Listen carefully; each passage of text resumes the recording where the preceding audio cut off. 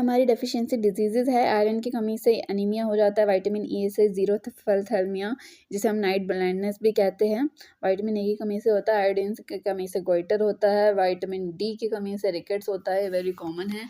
Immunisation schedule ये बहुत ज़्यादा इंपॉर्टेंट है, जब हम पढ़ने वाले हैं तो इस चीज़ को बहुत ज़्यादा ध्यान में रखना। प्रोटेक्ट्स अगेंस्ट 6 ड्रेडेड डिजीज़ेज़, मतलब 6 ड्रेडेड डिजीज़ेज़ जो होती हैं उनके 6 के नाम पहले हम ध्यान करते हैं। पहले क्या क्या है? Polio, diphtheria, TB, pertussis, measles and tetanus.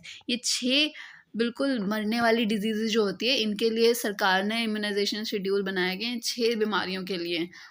तो ये 6 बीमारियां कौन कौन सी है, बहुत ज़्यादा इंपॉर्टेंट है। Polio, diphtheria, TB, pertussis, measles, tetanus, इसको बहुत ज़्यादा ध्यान में रखना है। बर्थ के टाइम पे कौन सी वैक्सीन लगती है? BCG, OPV, hepatitis B. 9 months पे MR का टीका लगता है, और 15 से 18 महीने का बच्चे को MMR का टीका लगता है, और 5 साल का बच्चा हो जाता है तो DT बूस्टर लगता है। ठीक है, इसके बाद हम बॉडी मास इंडेक्स देखते हैं। इसके अंदर पहले नॉर्मल वाला देख लो। नॉर्मल जो वेट होता है वो नॉर्मल वेट नहीं, नॉर्मल BMI कितना होता है? 18.5 से 24.9 है अगर, तो नॉर्मल BMI होगा। और 18.5 से नीचे है ना, और यहाँ पे क्या है? 18.5 से अगर कम है तो वो इंसान अंडर वेट होगा। ठीक है, इसके बाद ये 29.9 पे हमारा 24.9 पे नॉर्मल हो गया। 24.9 से ऊपर यानी 30 तक करीब हम पहुंच गए तो क्लास 1 ओबेसिटी हो गई। ठीक है, थोड़ा मोटापा है उसमें। 30 से 39.9 हो गया क्लास 2 ओबेसिटी, एंड 40 प्लस वाला हो गया क्लास 3 ओबेसिटी। सो ये BMI बहुत ज़्यादा इंपॉर्टेंट है। अब कुछ क्वेश्चन देख लेते हैं इसके।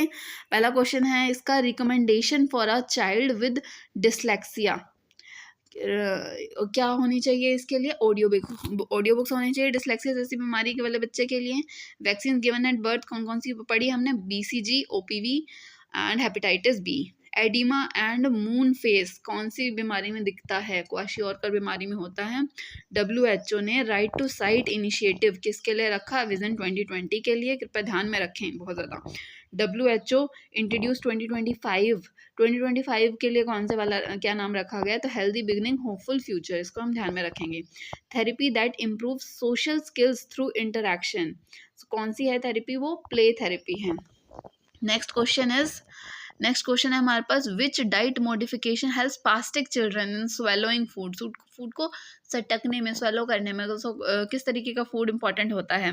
ये थिकन्ड और सॉफ्ट फूड, मतलब गाढ़ा और सॉफ्ट फूड हो बिल्कुल, सो उसको थोड़ा स्वेलो करने में हेल्पफुल होती है। MR